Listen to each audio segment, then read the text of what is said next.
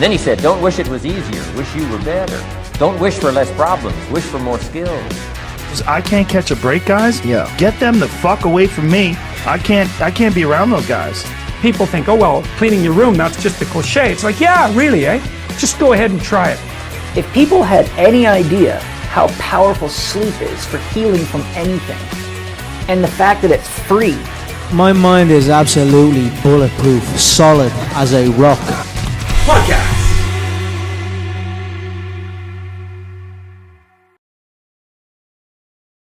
Alright guys, welcome to another episode of the Fighting Fit Show. Today's episode is going to be around the topic of sleep, particularly in relation to fitness and fat loss.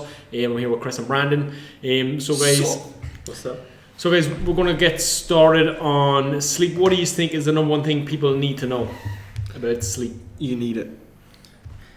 You need a lot of it. How much sleep do people need? Depends on the person, but typically 8 hours. 8 hours would be ideal. 8 hours of good quality sleep. And define good quality sleep. Going to bed at 10:30. Going to bed with the sun, waking up or going to bed when the sun goes down. Getting up when the sun comes up. So you're basically saying linking them with your circadian rhythm. Circadian rhythm meaning. Circadian rhythm is your body clock basically. So it usually times itself with the rise and fall of the sun. And do you think that is one of the key reasons why, for example, shift workers or night workers struggle to maintain a healthy weight? Yes, absolutely. There's so much to say about shift workers. If you look into the cancer studies and all that jazz to do with shift workers and just the stress levels, cortisol levels and all that jazz, their metabolisms are all out of whack, like completely. I don't understand why some people do shift work. It's torture. It is a necessity, absolutely. It just doesn't seem like the right thing for me. I would say it could be something along the lines of. Sorry to interject, Brian, just to finish that off. So is it just the night workers, so not necessarily shift work, but night working essentially? Yeah, there are night owls and there are early birds. Like there are those different types of people, but like most people are not night owls. Like it's a rare individual who is a night owl. It's more so people call themselves a night owl because of a really poor nighttime routine. Exactly. And just can't shut off. Exactly, and even at that, it's like a night owl is not someone who stays awake all night. Like no one really stays awake all night. It's that's what I would say could be a problem. I would say it's something along the lines of if you are doing shift work, you're not necessarily like I would say it's possible to be completely healthy and do shift work at nighttime if you're gonna routinize. Because the problem is if you're not routinized and you know you're trying to play catch up with everybody during the day, well then you're stretching yourself too thin. Because I have heard in Aubrey Marcus. On the day on your life, he was basically saying that that necessarily doesn't really matter when you sleep, but that over the course of a week that you get your allotted hours in. So for talk's sake, like if you're doing a shift work, it's like you only get 4 hours, you better make sure that you get those 4 hours back. You know, it's like because people have been known to have all kinds of routines and all kinds of different cultures and are the complete works from, but it's that they do like maybe they're not under as much external pressure because it's a little bit more lax, like they can get up and go do their bit of work and come home and have 4 hours sleep. And in Spain and all, they kind of have siestas and they're all perfectly healthy and all that kind of stuff. So I would say that it's more along the lines of been on a night shift and still trying to keep up with everybody who's doing the day thing, and then you end up with an overall lack of sleep. And I'd say that's the main thing to get. Same with exercise. It's like you don't and nutrition. You don't necessarily need the best and the most optimal, but you need consistency and overall you need that volume. On that point, that's what I was going to say is that the main reason I think shift work is bad is because it messes with the circadian rhythm. Because if someone who does shift work or someone who does nights, it's not that they do nights all the time. It's that they have periods where it's like they're on days and then they're on nights, and it's that shift from going from days to nights for a period of about 2 weeks or even 3 weeks or whatever it is. It's like that messes with your circadian rhythm, and then they have to switch back, like just like going through jet lag, like all the time. Exactly, and it's the switch that gives the trouble. It's same for me. Like I know what we do switch shifts here. We don't do night shifts, but like one morning I could be up at like 4 o'clock, and the next day I might not have to get up till 10. But the big thing is that like I am disciplined and routine with it. So it's not as if I go, well, hey, you know what, I can stay up all night because I'm not until 11 and I'll get my poor 6 hours sleep. It's like I genuinely will catch up, and I don't feel a lag, because I make sure that I try and get to bed at the same time regardless, and then I am catching up for my sleep. And even look, if I did only get 5 hours sleep one day, it's like I don't really think that that's overall that bad, because I don't feel any kind of real degradation, but I do feel it when the volume of sleep isn't there. You know, that is one of the tips from the expert, regardless of what's happening, regardless whether you're in work at 6 a.m. or 10 p.m. or whatever the thing is, that you go to bed consistently at the same time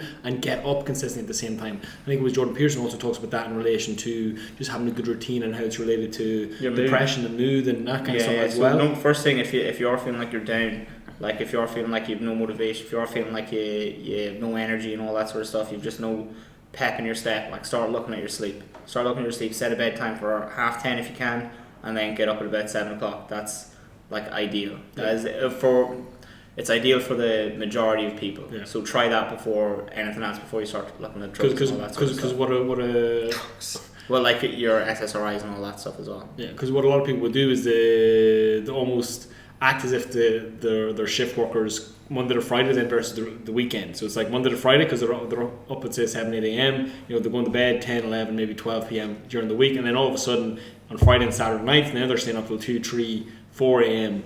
You know, and then so they're putting themselves through that constant switch. I do it all the time. It really affects the next few days. Like staying up playing games late is not one of the biggest problems. I would say, I think it was from the same book, Aubrey Marcus, Own the Day, Own Your Life. Really recommend the book. Was that it's like we all know this person who is tired all day and then at night time can't sleep. That is insane. Like that literally doesn't make sense. Like with the way that was put to me, I'll say it again. It's like when you're tired all day but can't sleep at night. Does not make sense. It's like that's. So what's the solution? Well, I think I would say there's a skill involved in switching nervous systems, switching from your sympathetic nervous system into your parasympathetic nervous system. So like when you learn to meditate, you're learning to do that as well. You're learning to switch off to wind down and all that jazz. And a lot of people, they just don't know how to switch off. Like they find themselves in bed overthinking. And then another thing is like they jack themselves up with caffeine and cigarettes. Yeah. They're all stimulants. Yeah, and so just to segue on to caffeine, caffeine and sleep. What do you think? I know a guy, and he basically, we were joking about the Knockos, 180 milligrams of caffeine. He's like, "Oh, take one of these," and it just sends me right off to sleep. Yeah, so some people don't have a tolerance. Some people don't have a tolerance, and mentally, you know, they can go to sleep, but physically, their adrenal systems are still kind of switched on. So maybe the quality of sleep isn't what it could be. Well, no. On top of that, there is something to be said that different people do metabolize caffeine differently. Like some people actually don't feel the effects of caffeine, and I forget what the actual chemistry is, but there is a few pathways that happen that make sure that the caffeine isn't as affected in them. So it won't affect them that much in sleep, but they won't get that kick out of it either. And so, but tolerance.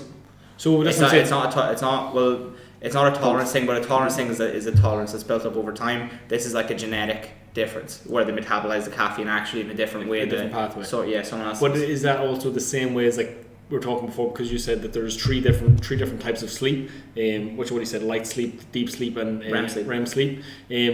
Just because they're getting the time, are they getting the quality? Yeah, that would be a factor as well. But from the book I've listened to, Why We Sleep, it says that those people, like the caffeine is metabolized differently.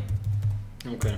And then the other thing that I did hear was that REM sleep, or maybe I'm wrong, I don't necessarily know the details of it, but basically it says something along the lines of, with your circadian rhythm, your synchronicity with the sun, the moon, the stars going down, lights engaging with your brain and all this kind of stuff, natural light and how it affects you, is that when the sun goes down around that 10:30 mark or 10 o'clock mark, is that your body switches into its sleep-wake cycle first phase, which is body repair.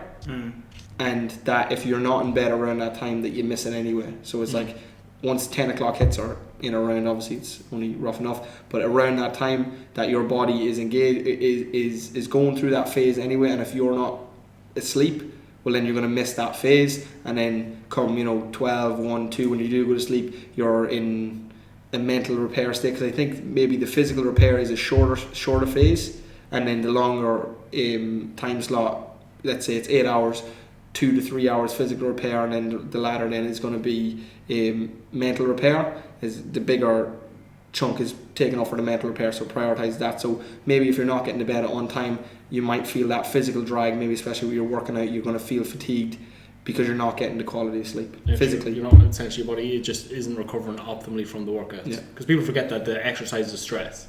Everyone forgets that. It's like, although listen, we all love working out, but we have to understand that it's a stress. When we lift weights, when we do high intense exercise, we're breaking down our muscle tissues. We need to give our body, because what people want to do is they want to compound stress on top of stress. We do live in a society that does promote, it glorifies that. It glorifies, hustling. It glorifies being in that parasympathetic nervous system.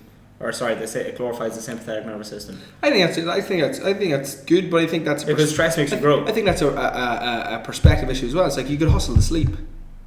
It's like I'm getting my hustle on by literally making sure that everything is out of the way and that my sleep's a priority, which is kind of like the outlook that I take. And it's like, look, you got to hustle, but you got to make sure that your hustle's done by a certain amount of time. That you're working smart as well. This is exactly, it's not just about redlining the whole time. Just on that, some practical advice to get into the parasympathetic nervous system,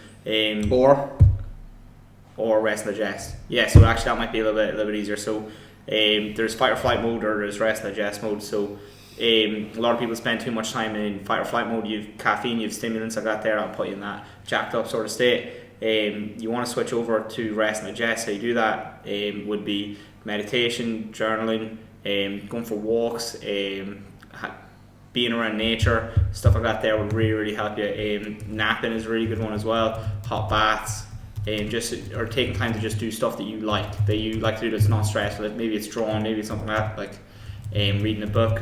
But as long as it's like a wind down sort of thing, that will really help your recovery. Yoga would be a really good one. Pilates, I find Pilates to be a bit stressful, but I do always feel rejuvenated after it. Maybe. I think it's kind of Pilates like driving a car.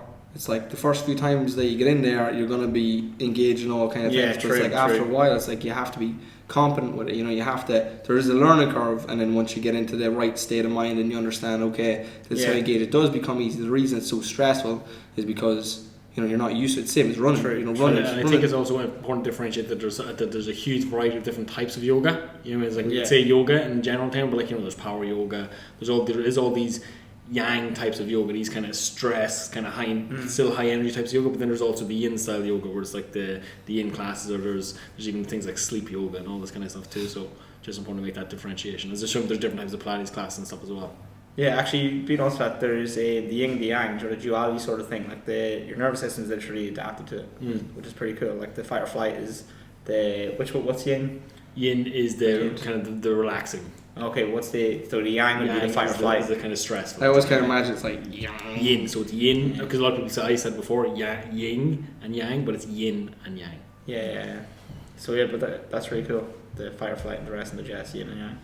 So any other kind of helpful tips? So just so people can kind of get that sleep. So obviously I think like a nighttime routine is important, just as important, if not even more important than a morning routine, because like your days should start the night before. Best of luck following your morning routine if your nighttime routine's fucked. Yeah. Because as you said, like one of the key things that people do wrong is they're waking up tired, and then that has a transfer across to willpower, and then it's like you're going to always look for the quick energy fix, as you said. If you have like a choice between preparing a nice healthy meal that might only take 10-15 minutes, you're going to go for the bar of chocolates in the fridge instead. It's quick energy. Yeah. Exactly. Like it'll make you want that caffeine more in the morning. Like one of the things that you should do as well to have to take a step back from the stress as well, because caffeine does put a stress in your body.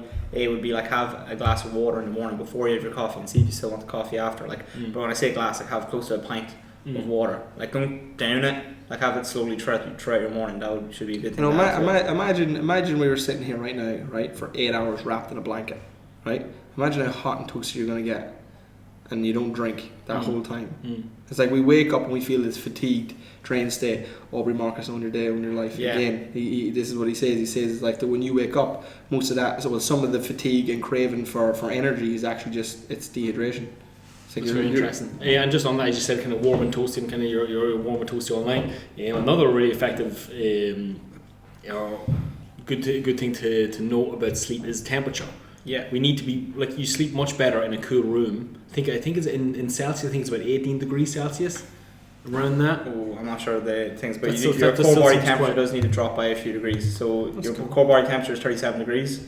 That's why I sleep with one leg out, one arm out. But there is something you can get. It's called a chili pad, and the chili pad essentially you can get them so obviously because particularly if most people might be in a relationship, and it's like if you're on one side of the bed, so two people like different temperatures. Usually the women like to be nice and warm. Usually the lads are the ones sticking the arms and legs out. We like to be a little bit cooler in general. But these kind of chili pads are things you can buy. They actually are quite expensive. I get it. What do you think that is? I think it's a muscle mass thing. I think it could be a muscle mass thing. Maybe it's just kind of an overall higher BMR. Oh, I read about this article about women complaining in offices saying that the aircon was sexist because the aircon was set for the optimal temperature for men in the office rather than the women. Okay, And the women run a little bit. I think it's a little bit hotter, so they're complaining that it was cold, something like that. Yeah, so I have the opposite. I always want to be a little bit cooler, but there you go. Yeah, so it's No, the women. That's exactly it. Like it You was said the optimized opposite. for men to be cooler, Yeah, and the women were complaining that they I were think cold. you said the opposite there. Okay. Cool. All right. Yeah, okay. Yeah, so it does say, so I think that was correct. So it says the best temperature for toddlers in particular here, it says, is 18 to 21 degrees, There you go. which is something to... Which is strange because normally, coldness wakes you up and heat lulls you to sleep. But it's No, kind of so like that thing. here's It's like, that. everyone loves... not everyone, maybe, but a lot of people love, the cool side, the cold side of the pillow. Yeah, I hear me love too. that. I love the nice I cool. have a cool point in that. Okay, so a lot of people when they go to bed, they Cool side of the pillow. you ever see that Family Guy? Yeah. That's what I was thinking. No, but one of the reasons why people say, "Oh, have a nice hot bath before you go to bed. It'll help you relax, help you fall asleep." It's not the hot bath that actually puts you to sleep. It does help ease you into that parasympathetic nervous system or the rest digest state. But when you get out of the bath, you have this massive heat dump because you're so hot, and it's that change from a hot temperature to a cold temperature. So The it's same the way same- from so day to night. When the temperature drops, your body goes, "Oh, it's time to start winding down." And when your core body temperature drops, it starts shutting down. Oh God, right? Okay. Well then. I would recommend a hot shower or a hot bath before you go to Now bed. they're if you're in trouble. counterintuitive for me because then if you cool down the room, would that not increase your body's temperature? Well, it would. So you want to drop your core body temperature. That's And it. then if you cool down the room, would that not? So yeah, your body is always trying to achieve homeostasis, but it's just That's what does put you to sleep. Picking hairs. Here. What does put you to sleep is the transition from hot to cold. So Okay. it can be. It doesn't really matter what the. Well, it does matter, but like if you're that's- going that's- from hotter to colder, that's the main thing. And that's why you say cold showers to wake up, is that? Yeah. That's cool. Okay. Energize, get the blood flow going. Okay, cool. Yeah, and so just to clarify that as well, so it's 18 to 21 degrees for babies and toddlers, but it's 15 to 19 degrees Celsius for adults, so in and around that kind of 18 degrees. Cool. So any other kind of usable tips for people like this? Don't underestimate the power of like sleep tea and stuff like that there. Like having Sleep chamomile tea? tea, chamomile tea and stuff like that there. Don't underestimate the power of that and having that into your ritual. I'd try and avoid actual cups of tea because there is some caffeine in that there as well, and that'll stimulate you a little bit. Yeah, because I remember even one for me was I was having, they say in the evening, having like a can of Coke Zero, Yeah. Diet Coke, and there's caffeine in that. Yeah, absolutely. Eliminate all caffeine after I think it's 2 o'clock. Yeah. Even at that, once it's 2 o'clock, And why is caffeine because caffeine has a half-life of around 7 to 9 hours. So if you don't know what that means, if you have, let's say, a Nocco at about 2 o'clock, right, there's 180 milligrams of caffeine. 7 to 9 hours later, you're going to get 90 milligrams of Yeah, so caffeine. you still So have that's about a half cup the of caffeine coffee in your system. Exactly. 7 to 9 hours later. Exactly, but it's not just that you've half the caffeine in your system. It's like you get that effect 7 to 9 hours later.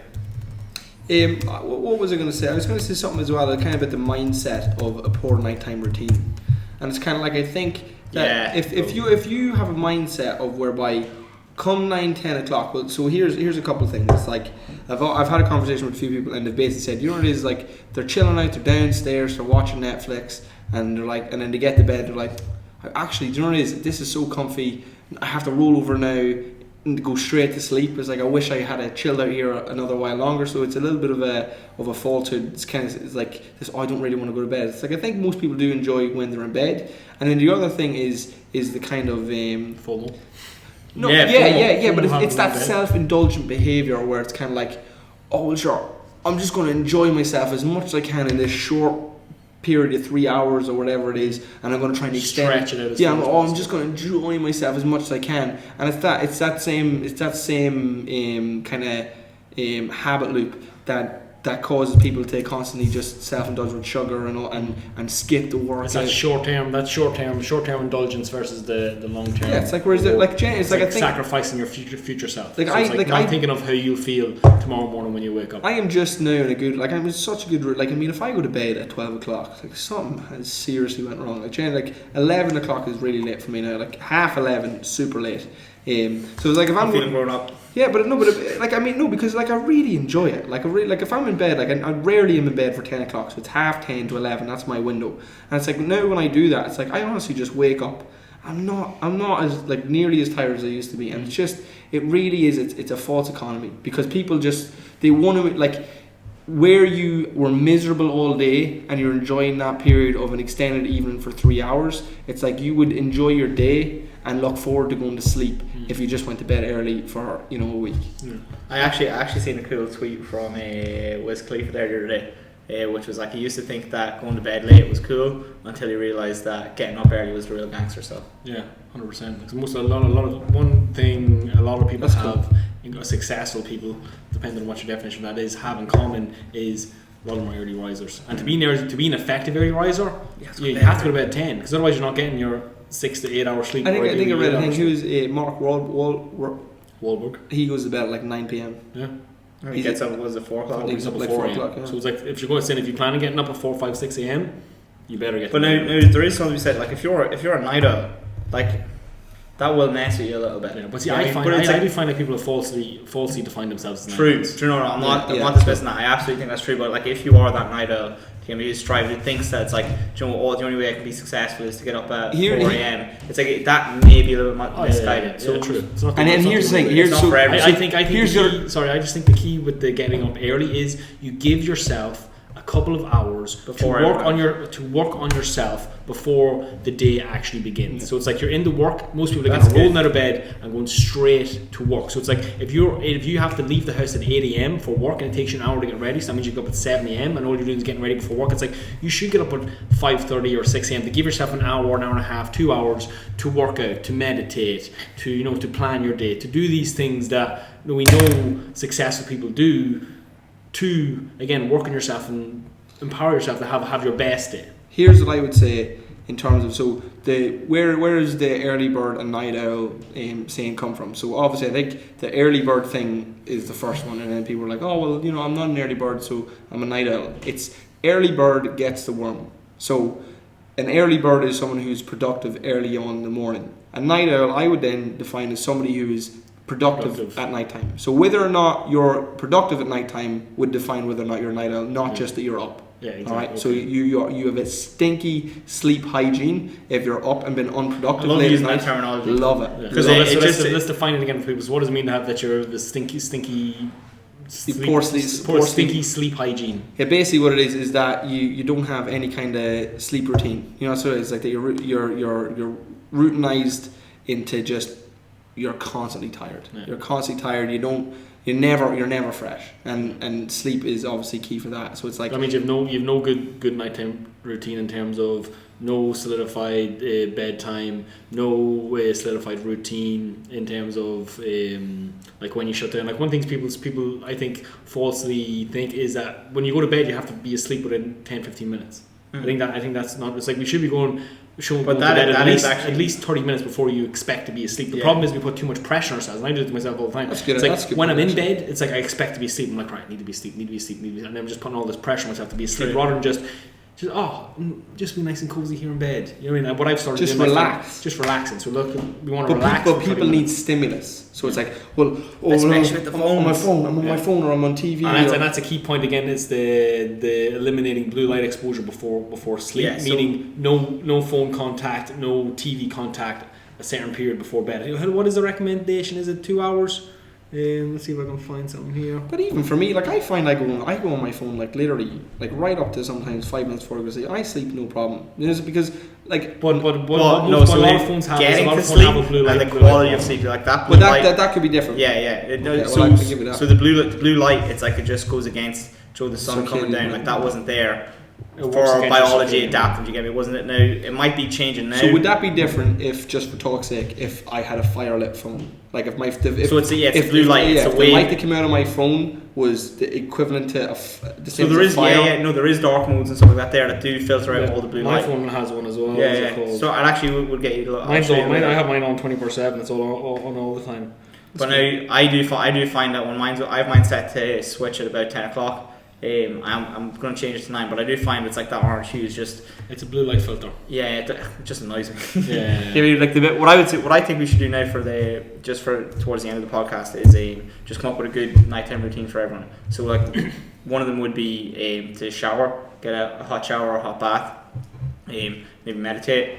So just again, so I think it's just important to just kind of touch on these things just a little bit deeper, because a lot of people will just immediately say, and I've seen it in the group, we posted in our group the other day, and all you get straight away is, I can't meditate. So like how do we frame meditation for people in terms of, it's not something that's like same with everyone else. It's like just because you've done it once or twice doesn't necessarily mean that you're not good at it, and it's not necessarily supposed to be easy. Yeah, so I've meditated a significant amount of times, not perfectly, but it's like I get better and better all the time. You know what I mean? So I'm still getting better. I'm still improving. There's a cool thing, and so basically, what I define meditation as, in my opinion, and I've listened to loads of different people, is like, and a couple of my favorites is even it's be present. So it's like, see, even when you listen to a meditation app, you're not meditating. Now you are to some extent, but it's like what you're supposed to do is just sit there and do nothing. Now, if you're constantly someone who needs stimulus, well then it's like, really difficult. yeah, but it's like if you have an app that reduces the amount of stimulus and helps you even just focus solely on one thing, it's like, well, now that one thing's not yourself, it's somebody else, and you'll drift in and out between yourself and that stimulus. But the best thing to do would be to sit there with nothing. Like literally nothing, and you can count it. But again, so you can count. Well, let's not confuse optimal with progress. Progress is still using these apps. What meditation is, it's being present. So it's like, so to be fully present in the moment and in yourself would be no stimulus except for what's directly in front of you through your own window of eyes, and it's like, and to do nothing, reduce all the stimulus to the bare bones and just let yourself experience your mind. And it's like, if you're doing that and someone's helping you and assisting, there's nothing wrong with that, and it's still what I use to meditate, because I find it's the most helpful. I don't have the communication skills that they have, and the script, and they've it really well timed off. But the big thing is like, be present. Be present and stop stressing. It's like the goal of meditation is there's no goal. Yeah, Exactly. so can I just interject on that? So the goal is to be present, and what meditation does is it gives you tools to be present by directing your focus. Yeah. So it can direct your focus to be present. So one of the ways that you can be present at the moment is to focus on your breath. So a lot of meditation just starts off, get your focus to your breath. So as soon as people start doing it, like into your nose, out your mouth, long, deep, drawn out breaths, and then they get distracted. Yeah. Okay, and once they get distracted, they start going through these thoughts like, I can't shut my brain off. The goal is not to turn your brain off, and that's a mistake that everyone makes. They're like, I can't shut off. It's like, don't shut off. Those moments or distractions are actually what it's about. Yes, like exactly. That's what you're supposed to be doing. And when you get into those moments, you're supposed to follow the thoughts. Yeah, because meditation for me again is it's about mindfulness and focus. So it's like, but the thing is that you're training yourself to focus on one thing, not again what people are thinking about 10 things at once. And deal with the distractions. So the skill, because there's a cool app that I would recommend everyone get. Sam Harris, Waking Up with Sam Harris, or Headspace. I like the Waking Up with Sam Harris one better. I'm a little bit of a fan of Sam Harris. I love the Headspace app. But and it gives you loads of lessons and all that stuff on meditation and how that works. So it teaches you what you're doing and why you're doing it. Exactly. And but the main thing that you're getting to do is to increase your ability to focus, and there's a skill involved in getting distracted and then reining yourself back in from being distracted. So if you're meditating, Headspace explains this actually really well too, which is imagine you're sitting on the side of a road, you're breathing, okay, and then all of a sudden your thoughts start coming along. Your thoughts are these little cars that are driving along the side of the road, and you want to run out after these cars, okay? Every single time you run out after the cars and you notice yourself running after the cars, stop, turn around and walk to the side of the road and just focus on your breath again. And doing that's the skill when you're meditating. That's a skill you want to practice. to stop running out after things and come back. And to practice that, you have to run out. Some so people don't be beating yourself up when you go to run some out. Some people get into the car and that's them gone. Yeah, exactly. So don't be worried about your head not switching off. That's actually a really cool thing that you can use to benefit your meditation. So if you want to try it, just sit. It can be 30 seconds if you want. Just breathe. Focus on your breath. If you can last all 30 seconds without getting lost in your mind, well, brilliant. If you get lost in your mind, as soon as you notice that you're lost, bring it right back to your breathing. What you're saying is, again, there is a focus, and the focus is focused on your breath, because focusing on your breath is I find is the easiest way to become present. Yeah. So and there's a few other ways as well, which like one of the ones that I've seen people do this here as well, where all they do is focus on the sensation of the touch between their middle finger and their thumb, and they just touch that, and then that brings them into their presence. So then they start doing. So the way meditation usually goes is that they focus on their breath. And then it'll be like, okay, now I want you to just let the breath happen naturally. After that, and then it's like we're going to do a body scan, which will do, okay, how does your head feel? Just all I want you to do is notice how it feels to be in your head. A body scan, from my experience, would be something like, so it's like relax your forehead, relax your eyelids, relax your jaw, relax your shoulders. So as you go through your different body parts, you start to notice that there's tension everywhere, all throughout your body. So and that's what I was going to say. It's like the biggest thing about meditation to do is, regardless of what your method is, to stop getting frustrated. Stop. Like if you can last 30 seconds frustration free, that's the point. It's to take your system down, and you'll know that you're kind of going off track and veering off a little bit if you get frustrated, and then you have to calmly bring yourself into a place that's not frustrated. And that's one thing I just said, is like that's what the tension is. It's frustration. So it's just going into your meditation, just going in a couple minutes left, just going into their meditation sessions with zero expectation. And it's like just put in the time. It's like put 10 minutes, and listen, if you're getting distracted stuff like that, that's fine. Every session you will get 1% better. Yeah. I mean, so just don't put too much pressure. Well, I do notice sometimes that when I do meditate, I was like, oh well, that was a waste of 10 minutes. Like you do notice times like that there, but then there's other times you're like, thank God I bloody did that, because otherwise I would have had a terrible day. Yeah. Like, and you go into your day without that reset, it's like you just carry all the stuff with you. Meditation. I really do find reading for me is a form of meditation. Again, directing your anything that involves focusing the mind. Running for me is great meditation. Yeah. And again, one last point then, just going to wrap this up in 2 minutes, is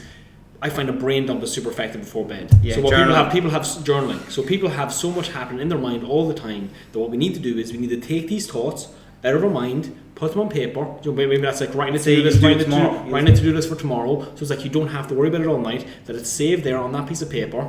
So now I can almost give yourself permission to then forget about it, and now we can focus on going to sleep. Why do you think that works?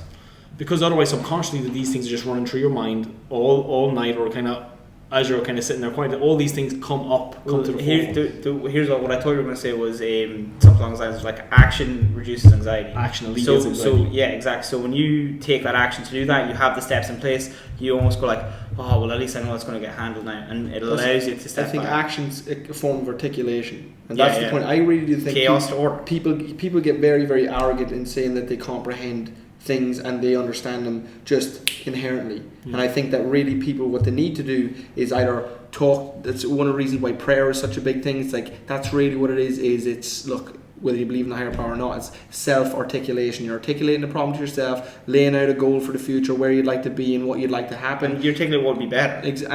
Exactly. And then communication with a spouse or significant other. People like to wind down by talking to each other, or exactly what you said, journaling things. So it's basically just putting your thoughts down, be a little bit humble and say, okay, maybe I don't understand how things are happening, why they're happening, and I just want to get it down in front of me. And maybe they're not as bad, and maybe I'm not as frustrated as a thing, and I just will lay it down and see how it is. And just on top of that, when you do that and you go to sleep with those problems written out and articulated, your subconscious does work on those while you're asleep. Like it absolutely, like exactly, when you dream about that stuff and you solve all these different problems while you're asleep. Yeah, that's why one of the best piece of advice people ask, just sleep on it. Yeah. What do you mean sleep on it? It's like, I'm not, like, how does that help? But no, it does help. Sleep on it and things will get better. And just to finish, guys, because obviously, listen, most of the people watching this podcast are mostly interested in fat loss. Fat loss and fitness, that kind of stuff. That's kind of what our community's focused on. So just to kind of really motivate you, because all this kind of stuff about meditation, blah blah blah. Yeah. So maybe not, listen, people are still in this mindset like I need a return for my time. Why should I sleep? What's it going to do for me in the short term, essentially? So what I would say is categorically, if you get better sleep, you will have better results. You will lose more fat when you sleep. I had a guy who was talking the other day, recently had a baby, results really, really good, had a baby, he was going from consistent 7-8 hours sleep every night, now he's getting maybe 4 hours sleep, and again, his results have shown Plateaued, even though he's exercising the the same. same. Yeah, he's exercising the same, and his calories and macros are the same, right? So I'm going to reference this study, and then we're going to wrap it up, guys. So there was a study done. This guy Nedelcheva in 2010. Based on what the study done, the study compared two groups. Two groups were doing had the same amount of activity, same amount of calories. One group slept for 5.5 hours a night. The other group slept for 8.5 hours a night. And what happened was the group that slept 8.5 hours a night lost more fat than the group who did not, and it was pretty significant. The group that slept 8.5 hours lost on average 3.1 pounds, whereas the other group lost 1.3 pounds. So it's like 2.5 times more fat. So these are pretty, we're talking 200%. If you want to lose 200% more fat, you got to prioritize your sleep. So I'm going to leave it on that one, guys. We'll definitely touch on this topic again, because again, it's a pretty massive topic, pretty interesting topic, and it's quite deep too, because again, we spend 1/3 of our life sleeping, so it's really important that we have a good strategy and that we're well educated on good quality sleep. Alright, guys, so thanks everybody for watching. Hope you enjoyed it. If you did, like, subscribe, comment, share, all that good stuff. Follow us on Instagram. We'll put up the handles on the screen. We hope to see you in the next one. Thanks a million.